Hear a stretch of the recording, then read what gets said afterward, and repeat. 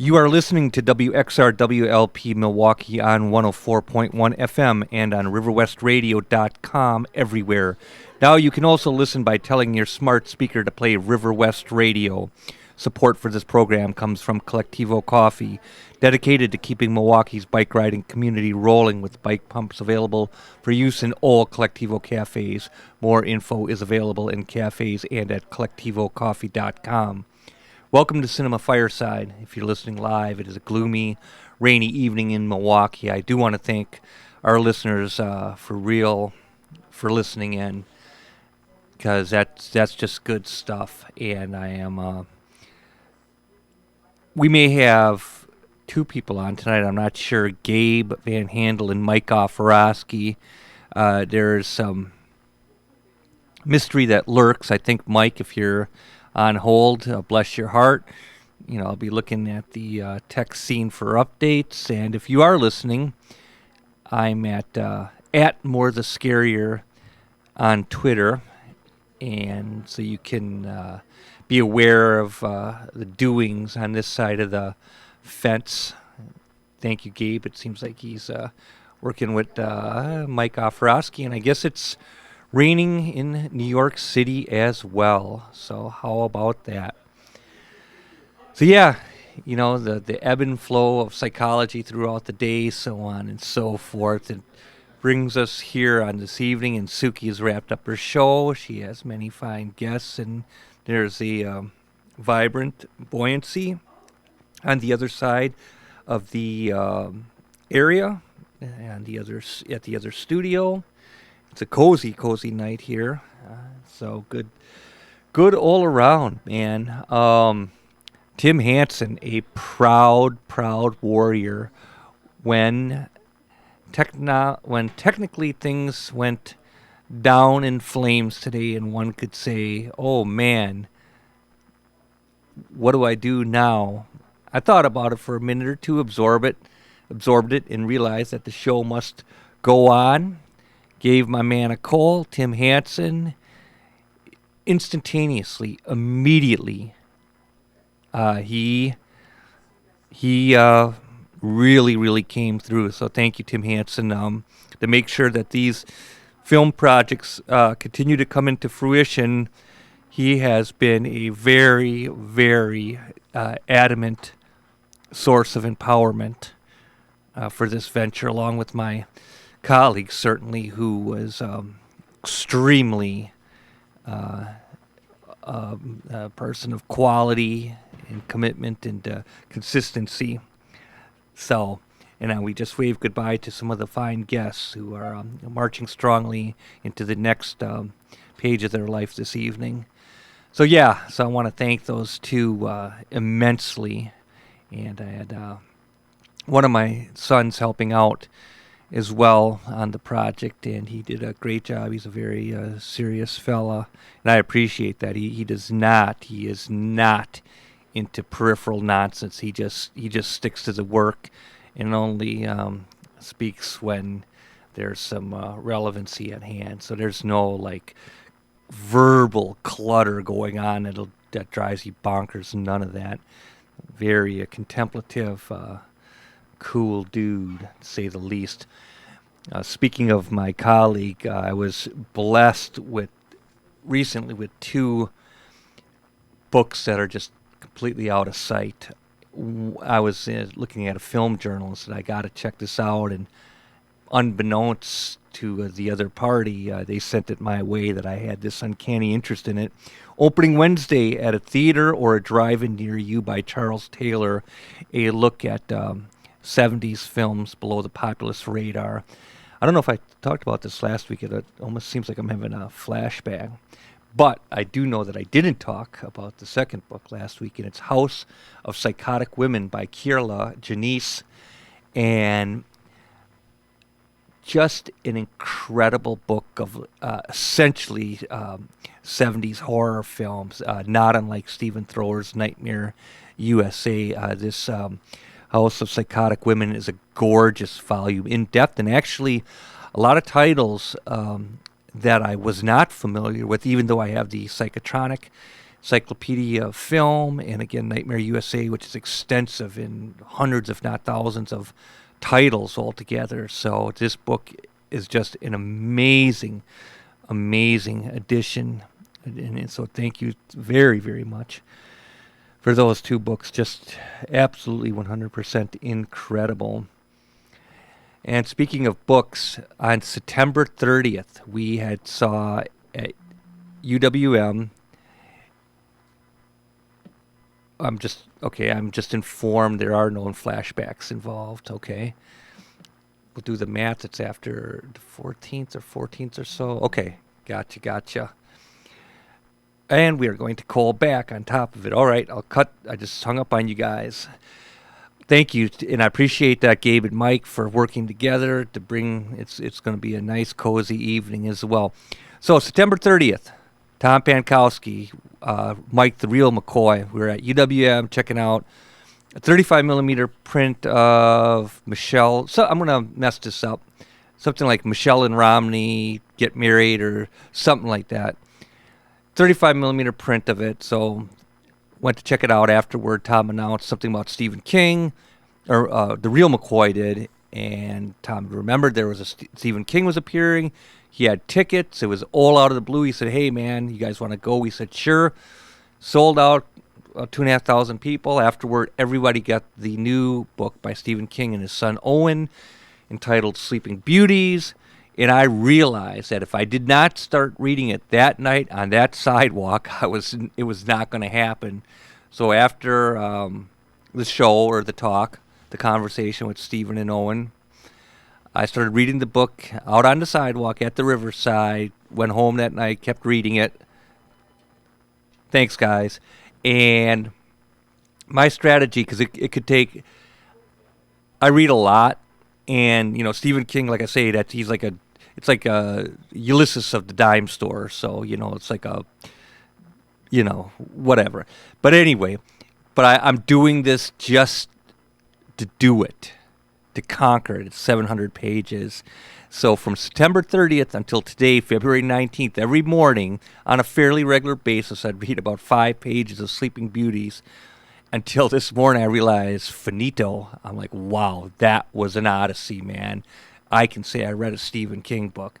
So, no, actually, I already have. I mean, more of a serious stuff, like On Writing, which is a wonderful book by Stephen King, and Danse Macabre, as I say, his survey of in the realm of horror in cinema, television, and literature, which is actually, these are informative books, not these, five and dime slogs, man. But even though I will tackle Carrie, I'm sure, because when his ideas are consolidated, some of his shorter work, they're good. They're good. But these infinitesimal forays into unnecessary detail that's insane, man. But as an act of perseverance, resilience, and diligence, I made it beginning to end through Sleeping Beauties. September 30th through February 19th. Thank you, Tom Pankowski. The deed was done. Gabe and Mike, give me a few more minutes here. Film-wise, French Film Festival opened. So they're there for opening night. Well, I want to backtrack. Great print of Notorious on 35. I was pretty tired, so I want to have to revisit it.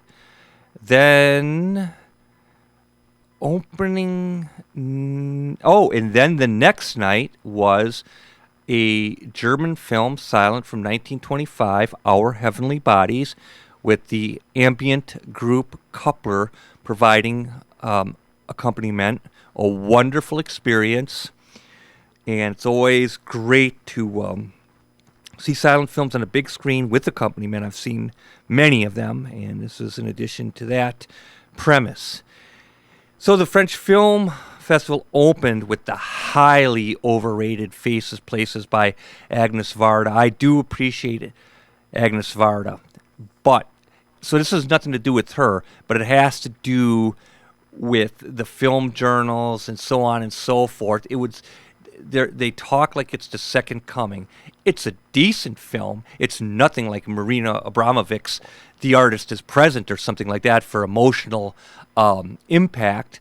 So, I mean, but again, it's each to their own. But to the way that it was lauded, Faces, Places, and what was cool about this whole thing, as a boots on the ground artist, she's older than I am. After Faces, Places looked at me just with this like not happening look, and thank you God, because the emperor truly does not have clothes, and it's a good film. It's a meaningful film, and by no fault of its own. Obviously, again, this secondary art of theory and criticism. The filmmakers and artists have nothing to do with it. They're the mere victims of all of that stuff. So it's a Faces, Places. It's a good film. It's a meaningful film. It explores life in art. But apart from the film itself, the critics chose to completely overrate it. So Cleo 5 to 7, great.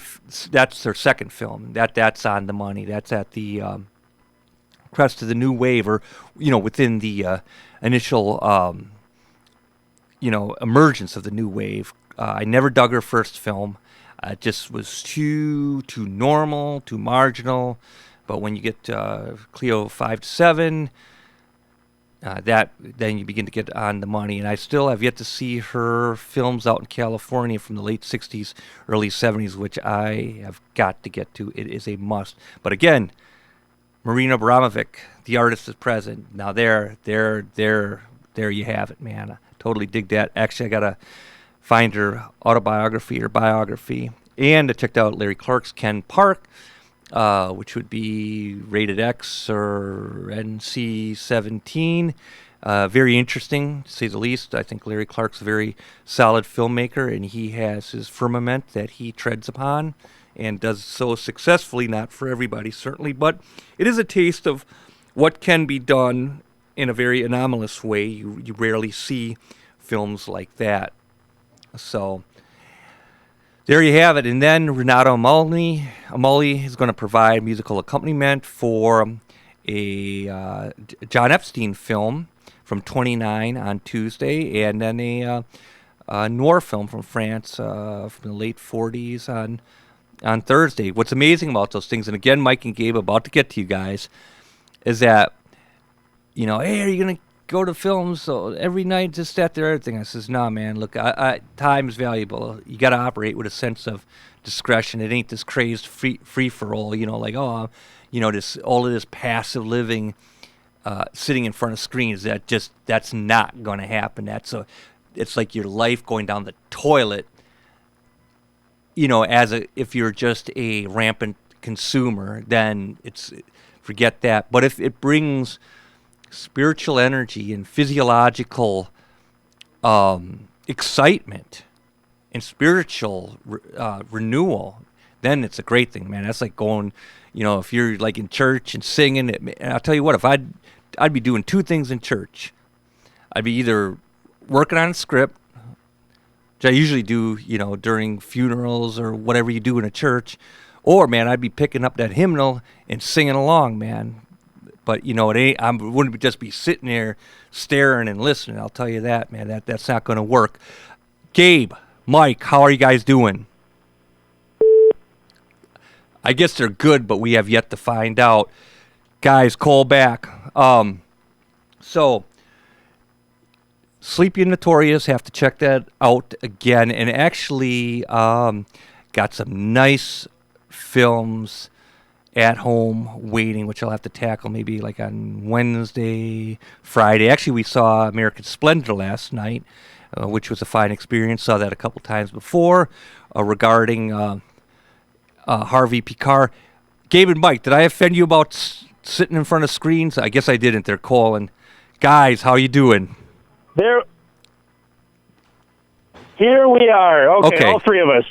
This is amazing, and thank you guys for doing this. Undoubtedly. Suki, have a great night. Yep.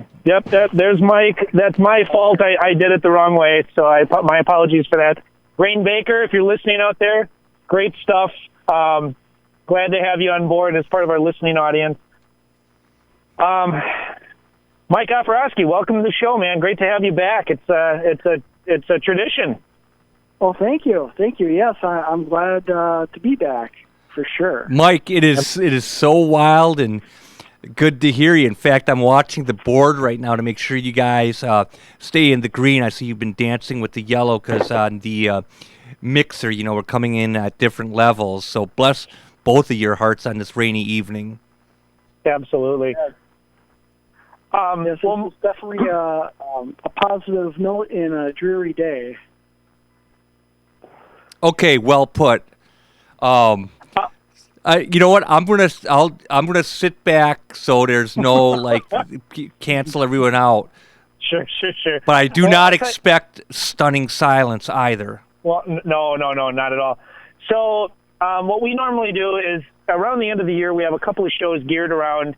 Once we've had time to take in the year's worth of movies in retrospect, obviously being the last year in question, so that being 2017 in this case, it always takes a second for people to get caught up with everything that's put on the best of the year lists or these just their lists of films that they've accrued throughout the years, stuff that gets nominated for the Acting Guild Awards, Producing Guild, Directing Guild Awards, the Academy Awards, of course, Golden Globes, et cetera, et cetera, et cetera. And stuff that's just been mentioned at film festivals like the Cannes Film Festival, Tribeca, Toronto, Telluride, Sundance, et cetera, et cetera. Some of that stuff, especially the Sundance Film Festival, at times can be a very Sundance and Toronto can be a very big indicator of what's going to be nominated and even in many cases win Best Picture at the Academy Awards, what's going to be nominated for Best Picture and the Acting Awards.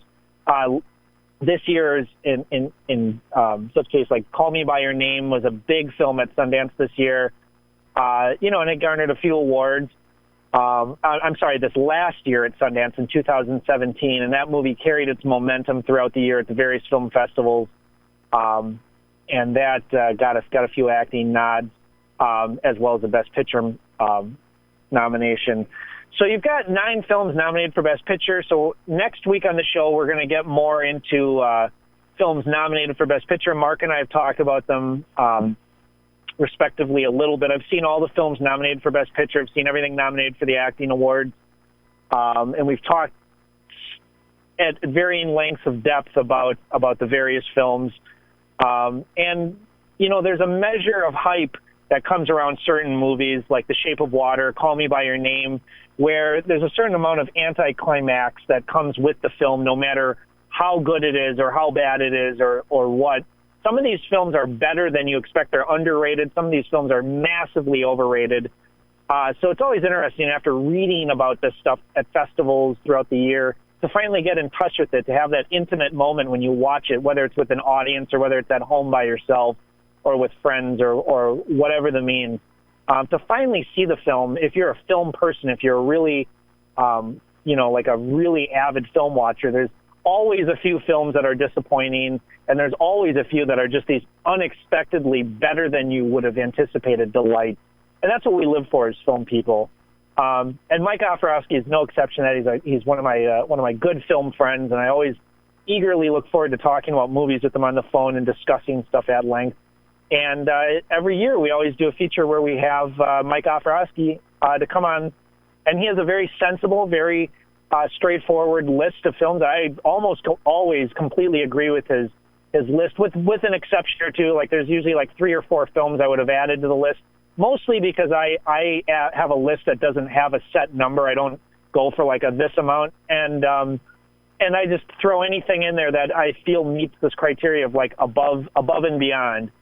And there's other stuff that Mike will include that that I would say falls into that line where it's like, Mike is an opinionated person. I always respect his, I respect his take and his opinion on stuff.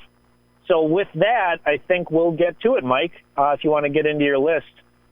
Sure. Number 10, I have All the Money in the World, directed by Ridley Scott, starring Christopher Plummer, Michelle Williams, and Mark Wahlberg. Mm-hmm. And I'm not going to say too much about that, just that it's tremendously underrated. Mm-hmm. And I think, when I first saw the ad and it was Kevin Spacey in the part. I think it was a dual function for Ridley Scott casting Christopher Plummer because Kevin Spacey did not look good in the makeup, and with Christopher Plummer in the role, he didn't need the makeup, and I think the performance is all the better for it. Sure. Yeah, it's an interesting film. That's a really good point you make, Mike, because it's a strong film. It's got strong performances. It's got a great screenplay. Ridley Scott always delivers the goods. The bottom line with Ridley Scott is that he's a filmmaker that makes films of his own accord and his own style. He has this sort of reserved intelligence, this underlining understanding of philosophy and the arts and the humanities, culture, and the sophisticated world of high art. But he also is able to relegate that into the tense atmosphere of a mainstream film, and he knows how to pace a film, no matter what genre it is, extremely well. Absolutely. Yeah, he works in multiple genres very well. I mean, this is the man who gave us Alien and then Thelma and Louise and Blade Runner. And, exactly. So he's very good at what he does. Mm-hmm. He's a great he's a great technician. Molly's Game and Novitiate, a tie. Molly's Game was just tremendous. It goes places you do not expect. Jessica Chastain, this is probably my favorite thing that I've seen her in. Yep. I have to say I did not see Miss Sloane, but the cast is great. Aaron Sorkin is terrific at writing dialogue, but he's a very good director as well, and he proves it with his debut film. Yeah. Novitiate is a very interesting film directed by Maggie Betts. This is her first fiction feature, starring Margaret Qualley, Melissa Leo, and Julianne Nicholson. And it's set in the early 1960s during Vatican II. And Qualley is a young girl from somewhat of a broken family, and her single mother is agnostic. But the nuns come around one day and introduce her to the option of parochial school. So she goes and she falls in love with God and decides to become a nun. Now keep in mind, if you see this is a rated R film, but it explores faith and also the areas around Vatican II, which are, it's a really interesting time in the church, the Catholic Church. That's really explored in film. And Melissa Leo, she knocks it out of the park as the mother in that film, the Mother Superior. That's a great summary. I haven't seen this film yet, and I'm glad you brought it up, Mike. We haven't talked about this film in our normal, social conversations yet. I'm really glad that you brought it up. I've read tremendous stuff about it. Melissa Leo is one of my favorite actresses. She's one of the heavyweights of contemporary television and contemporary cinema. She has this very Meryl Streepian ability to sink into roles, both visually and thematically. There's a depth, there's an earnestness, and there's a command. And that's the key, is the command, the force, the weight. But it's direct. It's not through gesture. It's not through pompousness. It's not through the appearance of things necessarily. She carries the appearance, but it's the weight, it's the steadfastness, and so I can't wait to see this. Yeah, I might add, she's more of a chameleon than Meryl Streep is. Meryl Streep is a little too recognized these days. That's very true. As with The Post, the one thing that definitely The Post suffers from, if I was to say that it suffered from anything, which on the one you could say two reviews about The Post, one that it's it has this wrong with it and that wrong with it, or it has this good with it and that good with it. You could go either way with that film, but that you're always aware of the fact that you're watching Meryl Streep and Tom Hanks. And you're right, Mike. You never get that feeling with Melissa Leo. You get lost in character. Yeah, needless to say, The Post did not make my list. Sorry to disappoint. Absolutely. It's a good film, but it's not All the President's Men. Let's say. No, No, it not certainly by a long isn't. shot. Number 8, I also have another tie, Atomic Blonde and Get Out. Ooh. Atomic Blonde is directed by David Leitch, who also directed John Wick. It's based on a graphic novel called The Coldest City, and it's set during the Cold War between East and Western Germany. Charlize Theron, James McAvoy, John Goodman, Till Schweiger, Eddie Marsan, Sophia Boutella as Charlize Theron's lover, which adds an interesting twist. You don't really see that kind of a lesbian relationship in an action film like this, and it's treated very sensitively. Mm-hmm. Also, Toby Jones is in it as well, who he's somebody he's always that great. I'm always happy to see on the screen. He's always great. Yep. And Get Out was, of course, written and directed by Jordan Peele. Mm-hmm. Daniel Kaluuya is getting much recognition as he deserves for that role. Mm-hmm. Allison Williams, Bradley Whitford, and Catherine Keener are just terrific in the roles of the liberal white parents. Pseudo-liberal. There's sinister underneath, and it's not put out there right away. It's in a veneer of liberal, white. How can I put that? It's pseudo-liberal. It has all the acquiescence of it, but it quickly. I shouldn't say quickly because it's a very well-paced film. It becomes sinister, one element at a time. Yes. It's.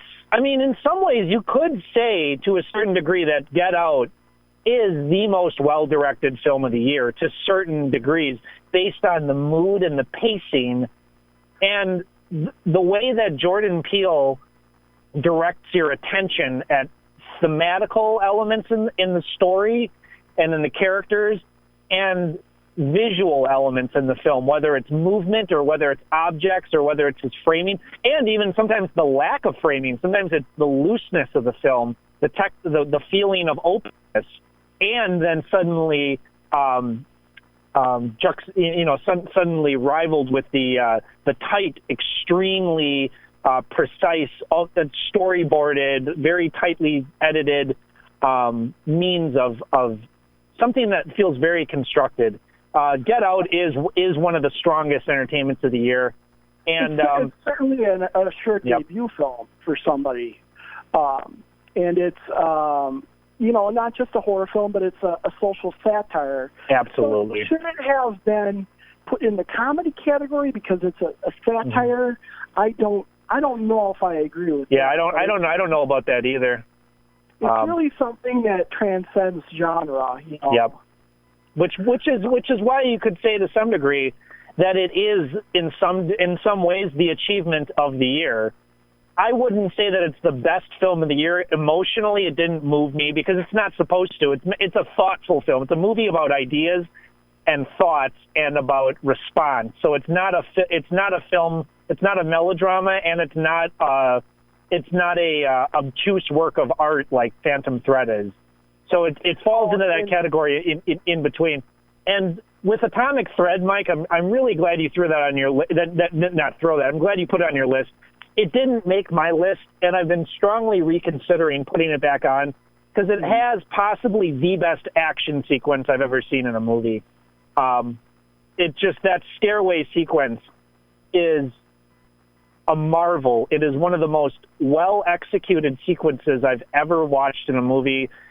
Her performance is the weight of that film. It's loose, and it's a film that doesn't take itself serious, but completely takes itself serious at the same time. Because if it had been too loose, or if it had been too tongue-in-cheek or too silly, it wouldn't have worked because it actually comes across as an interesting commentary on the politics of the Cold War in the 1980s, while also being an interesting character study. So that Get Out and Atomic Blonde are similar films in those regards, in that they play with genre, but they also have very moving centerpieces for characters.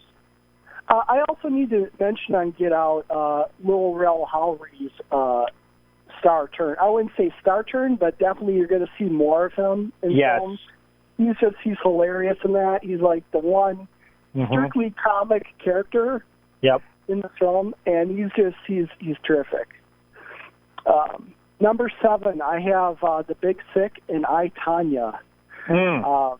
The Big Sick was directed by Michael Showalter, written by Emily V. Gordon and the star Kumail Nanjiani, starring Zoe Kazan as Emily, actually. Kumail Nanjiani plays himself. Holly Hunter and Ray Romano are in there. And playing Kumail's parents are Adil Akhtar and Anupam Kher.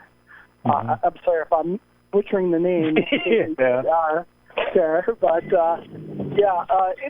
it's a great romantic comedy with heft to it at times, with the dramatic undertones, I should say. Yeah, I mean, really, really, really powerful undertones. I mean, I talked to a lot of people that saw that film that normally are not criers in films, and that said that was the movie that moved them the most of any film they saw that year. I mean, 2 tears. I mean, men that I think would normally not cry during even very powerful, like oftentimes the movies that move men are films either about disease, family, or dogs, or the military. And I heard from a lot of people that they were deeply moved by the film. So I was, very strong stuff there. The scene where Kumail is having lunch at the hospital with Emily's parents, and Ray Romano goes, so 9/11. And I haven't talked to people. Yeah. Goes, you haven't talked to people about 9/11? I forgot about that. Holly Hunter is great, too. Would you say that it's maybe the screenplay nomination for sure? Yep. Would you say that it's the funniest film of the year? Because I've had a little bit of trouble with trying to figure out what I think the funniest film of the year is. That's a tough call. That's so tough because I Tonya is hilarious too. Yep. In a black way, which is why that was all a dark let's clarify, a dark comedy kind of way. Oh, for sure. Okay, yeah, absolutely. Yeah, I, Tanya's interesting. I was looking up the director's credits, and he did one movie which I can't see, at all why people like it so much, and that's Lars and the Real Girl. Yeah. But he also did the Fright Night remake, which I think is underrated. So thank you. But I really enjoy the original too. So, but Margot Robbie is really just a force to be reckoned with. He's the best thing about Suicide Squad for sure. I liked her in Focus. She's terrific, and she's backed up by a good cast, and the perspective of the film, the way it's told, and this didn't happen, but this really did. Well, they break the fourth wall for sure.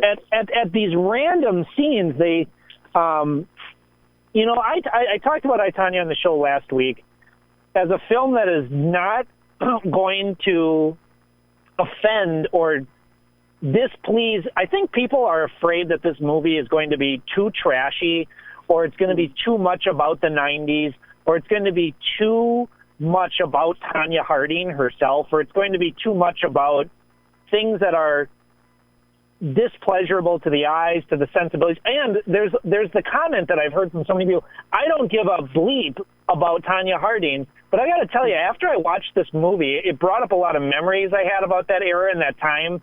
And it's a humane, thoughtful, interesting, and wildly funny movie. It's some of the most precise filmmaking of the year too. But the fact that it's limited by budgetary constraints, or just by intelligence. The fact that it doesn't have a ton of overly done camera work or a ton of it has invisible editing, which is probably the best compliment you can give to editing. But the sequences where it does utilize I use this word very loosely, noticeably fancy. There are special effects in that film that are completely invisible to the naked eye that are utilized perfectly, where it goes between Margot Robbie, a stunt, background effects, visual effects, on-set photography. I mean, there's scenes where there are these expertly executed tracking shots which are necessary for the fluency and the pacing of the film and the excitement that you need to go on that journey with the character of Tanya. And without that performance of Margot Robbie, along with those sudden bursts of brilliant, almost invisible technical precision, I don't think that film would have held up as one of the best films of the year. In fact, I think we would have been saying, well, it's a mostly pretty good film. But with all those elements coming together, it's one of the year's best movies, undoubtedly. Yeah, you can't. Also, you can't talk about I, Tonya without mentioning Allison Janney and how she so uncannily plays Tonya Harding's mother. Absolutely. She's got. You think Tonya Harding's got some, Allison Janney's got some of the most lines with bite in the film. So, if not of any film of the year. Oh yeah. I mean, I think that is the supporting female performance of the year. I just don't think there's anything that. I mean, I'm looking forward to seeing Melissa Leo. Although I don't know if that's a supporting performance or a lead, but it's a supporting performance. It's a supporting role. Okay, well that might be because Melissa Leo is. I think she's actually, as much as she won an Emmy and a Golden Globe for her work on The People versus O.J. I still think she's underappreciated. But yeah, I think I Tonya is just great stuff. Number 6 is my only documentary that made the list, just because I haven't gotten around to seeing a lot of them. But this is one I've been looking forward to since I had heard about it, and that's Gilbert, about Gilbert Gottfried and his life and family. And so it's Gilbert and his wife Dara and their 2 kids, and you see him go around to play like stand-up shows. And also, you see it, like I say, you see him with his family, and you see, he's just a regular guy, and he's not. Well, it's hard to say. I've heard people say, well, that's not how he really talks. Well, it's not too far off how he really talks. Yeah. And then his sister Arlene, who passed away recently, was a noted photographer, and you get to see some of her work. And then there's some reminiscing about his family life, growing up, and it's very funny, but it's also very touching. So I highly recommend it. I'm Mike, I'm really glad that you recommended that film to me as strongly as you did a few months ago, because I wouldn't have watched it had you not.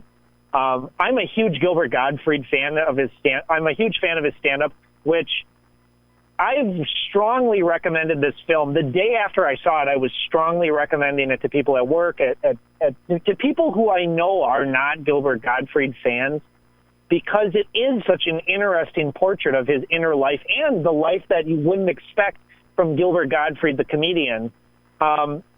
It does have like the use of his sister's photography and the use of photographs in the film.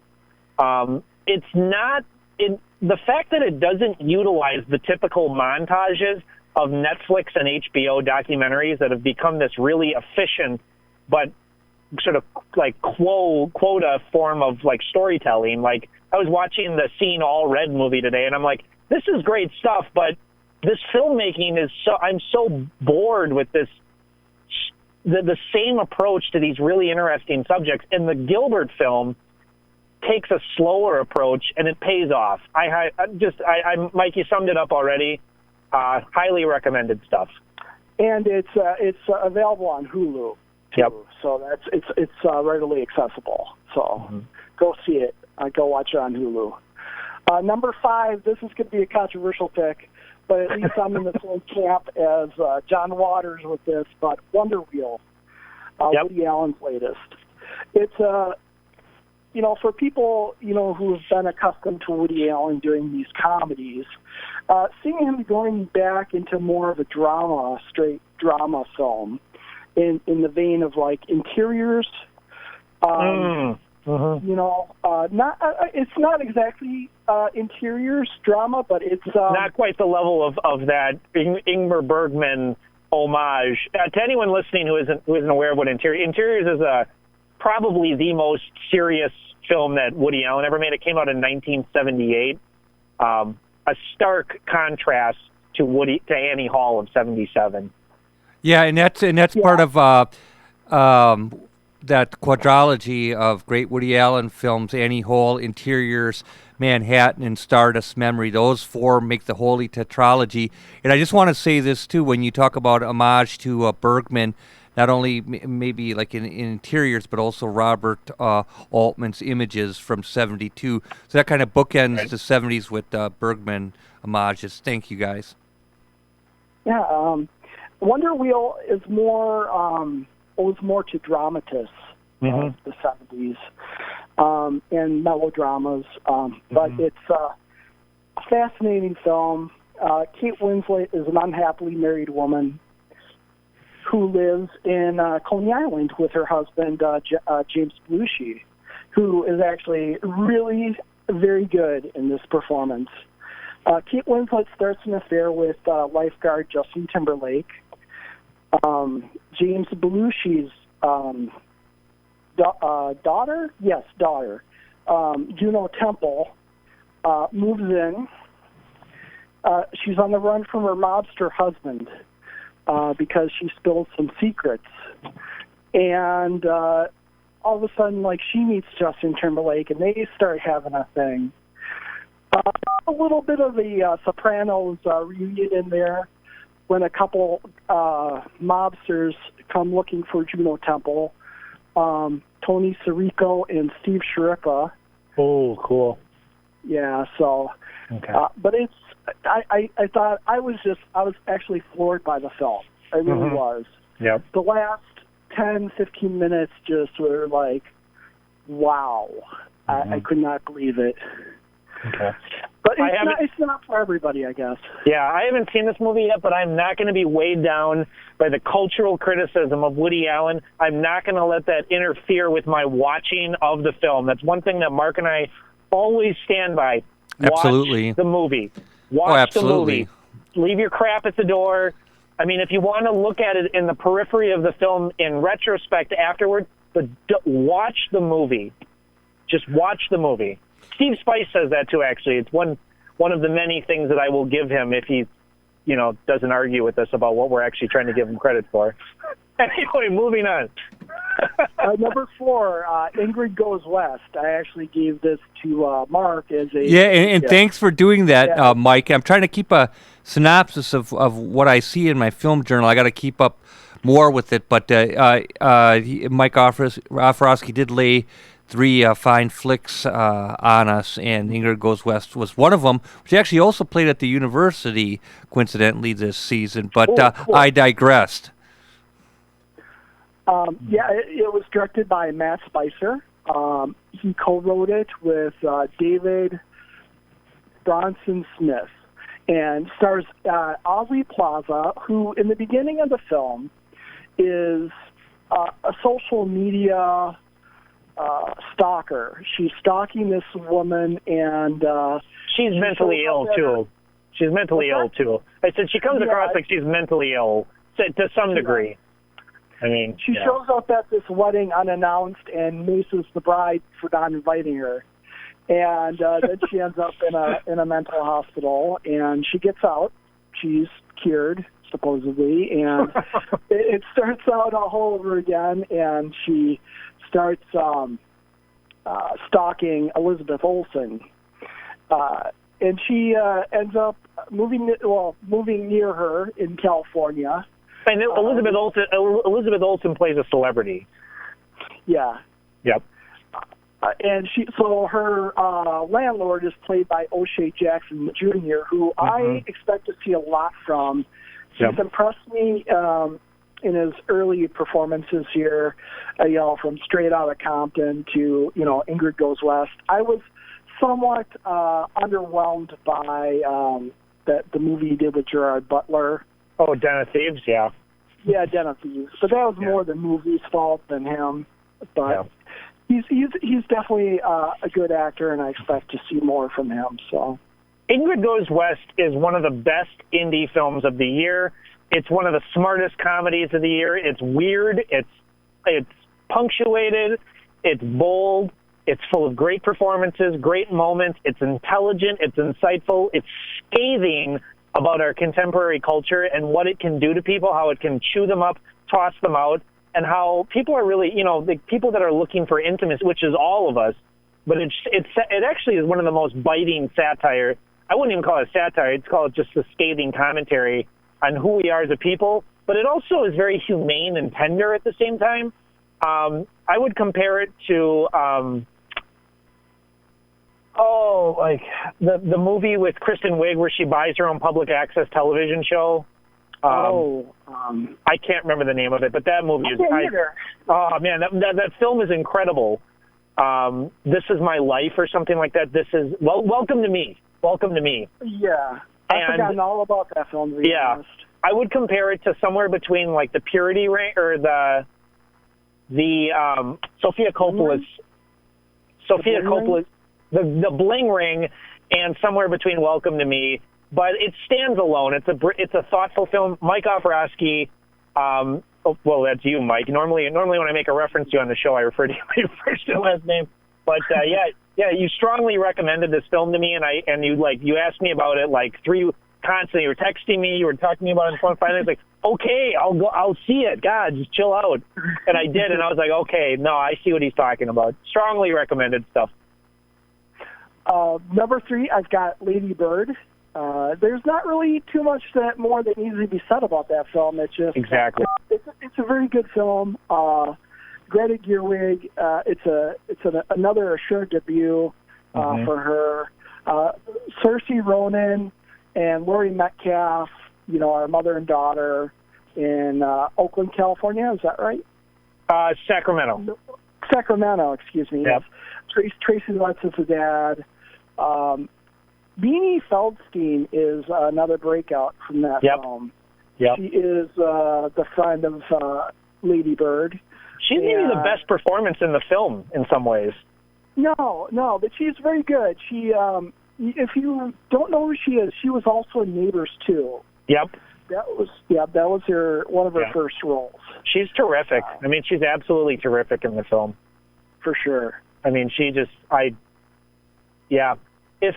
had to put one accent on scenes that carry it's somewhere. The reason I love that film, that the film either works for people or it kind of does. They're like, what's the big deal about this movie? This is just some movie. Why are people so excited about this?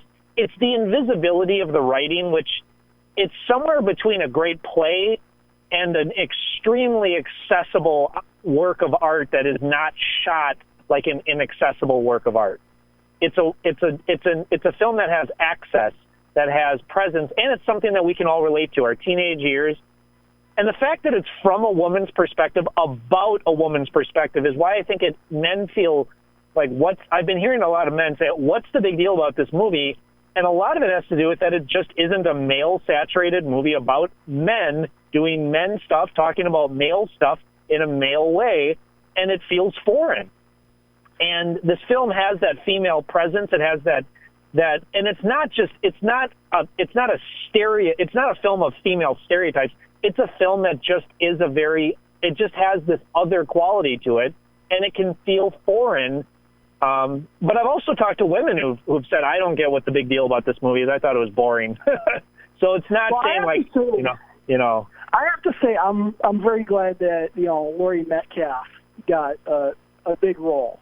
Yep. She's been, behind the scenes. I've been a big fan of her since Roseanne. Then she'd show up in a movie like Pacific Heights. Yep. As a realtor, she'd have all these like small roles. Pacific Heights. Oh man. That's a blast. She's got a big role now that it's good. I hope she continues to get bigger roles. But she's incredible. She's incredible in this film. Yeah. Well, I'm going to go through these last films really quick. Sure. Just the titles so that my man, you don't have to. No, my man. We got like about 6-7 minutes left, so enjoy the luxury of your verbiage, my man. The suspense and the timing, Mike, has been impeccable, so let's just run with it.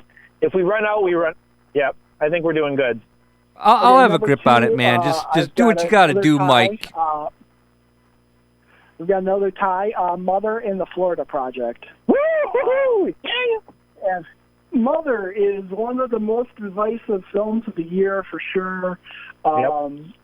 But I was intoxicated by the mystery and the symbolism, especially coming off a film like Noah, which I cannot see at all. Yeah, as directed by Darren Aronofsky. For anyone listening, good stuff. Yeah, Jennifer Lawrence is great, as is I'm trying to think of Javier Bardem, of course. Yeah. And then Kristen Wiig, we were just talking about her. She pops up here too in a small role. But here's what I really enjoy about that film, without giving too much of it away. It's all of humanity under one roof. Yep. And that's symbolism. That's I really enjoyed about it. Yeah. Yep. It's just a work of profound, abstract but straightforward, playful symbolism. It's very serious, and it's very playful, and it's very weird, and it's very straightforward. It's very straightforward in its symbolism too, though, because it's Sunday school, like fire and brimstone, Old Testament Bible symbolism as interpreted through a sort of avant-garde, I love imagining this film if it had been a play, with the house cut in half and wide open as a single set. But the fact that Darren Aronofsky is so, the only other filmmaker that I can think of that has as dexterous of a mise-en-scène and a sense of time in cinema is Sam Peckinpah to some degree. And in terms of the fast-paced dexterity, Mother is. Get Out and Mother, in some ways, are the achievements of the year in terms of that entertaining but really intelligent, packed genre films that don't subscribe to one genre. Also as far as kind of in your face with something to say. Exactly. But, environmentalism. I was really. I really had a hard time this year. As you see, there's a lot of ties in my top 10 list. So it's not really a top 10 list, but fine. I love the Florida Project. I could not decide because the Florida Project is tender and honest, and I've never seen Willem Dafoe in a character like that, where he's just naked, kind almost. of a beautiful man. He's naked. He's emotionally naked in this film in a way that he's never been before. The scene where he's luring a predator from the playground is one of the best scenes. It's a strong film for this year and any year. For sure. What's odd is that as much as it has this sort of this very straightforward form of filmmaking that doesn't really have much. It doesn't vary much from what's established in the first 15 minutes of its form, but it's so tender and it has so much to say, but I don't want to say little in a demeaning way. It's just so intimate, and it's depiction of people that have been traumatized and beaten down, and I don't know that I've ever seen an ugly slice of life this entertainingly portrayed. It's just, there's just something about it that really, really worked. And at times, Mike, that film is just utterly profound. The metaphor of Disney, I'm not sure if you're aware of this, but in the credits, special thanks goes out to Hal Roach. Oh, and no. One of the things that I've heard Sean Baker, the director, say about it was that he was inspired by the Little Rascals. Yep. And was looking for, like, basically you Little Rascals almost, So, that makes sense, yeah. And, all the kids are terrific. The scene where, they can't go into this one room, but let's go in there anyway. That's the moment of the trailer when I knew that this was good, that Sean Baker was back, and I'm like, I need to see this movie ASAP. And I watched it, and it just killed me. Is emotionally, when I've said, like, oh, this is maybe the best film of the year, this is the best film of the year, The Florida Project is in many ways the achievement of the year for other reasons. And there's like 5 or 6 films that I would say are tied in my pick for the best film of the year for completely different reasons. But emotionally, I'd say The Florida Project is the one that hit me the hardest. And emotionally, I'd like to also say that we got to start wrapping it up, fellers. That's about 56 right now. My top film of the year, just to get into it, 3 Billboards Outside of Ebbing, Missouri. Frances McDormand. I've never seen her better, and she's always good. She's one of the best, and she's never been better. Yep. Yep. Well, I believe that both you guys rock. Woody's good. It's just I love this film. I saw it twice in the theater already. Awesome. So, yeah. Can't recommend it enough, folks. Mike, I'm on total board. I've talked about it on 2 or 3 different episodes, and my love of it grows over time. For sure. Mike, the Phantom Thread wasn't on your list, and I got to say I agree with you. Oh, my God. It actually was. I didn't. Phantom Thread is actually tied for number 1. Okay. There's a resounding juxtaposition. There's a resounding assumption. Of high fine art. Wow. The thing is Phantom Thread is the artistic achievement of the year in terms of the visual mise-en-scène, in terms of filmmaking. Mm-hmm. The longer I've spent thinking about the film, the less invested I've been in the characterization of the movie and the thematic qualities. But visually, there was no other film like Phantom Thread this year. Phantom Thread just is another. Not even close. You got both again. I will reiterate that both you guys rock, and so did this gentleman entering the scene right now. Your Mahler was magnificent. I was listening to your double disc this morning, sir, and I think that's the code word we're using, my man. Yes. So guys, have a very, very, very good night. Thank you, Mike Offerosky, for showing Mike, up. Thank you. Steve Spice, I'm sure, gives you all the love in the world to both of you guys. Thanks. Yeah, Mark. he Thanks, does Mike. give you both We'll talk to you guys regards, you guys. My man. Mike, Gabe, you're the best. Steve Spice, what a thrill to have you enter on the stage. Yes, I was checking out Mahler this morning, the latest one you gave me. Very cool. And I got to study the clock, man. Listeners, thank you so much for listening to Cinema Fireside. I will have obviously a enhanced discourse with Mr. Spice as soon as we go off the air and the next fine show begins. We will be on at the same time next week on WXR WLP 104.1 FM Milwaukee. To hear past episodes, visit riverwestradio.com/shows and click Cinema Fireside.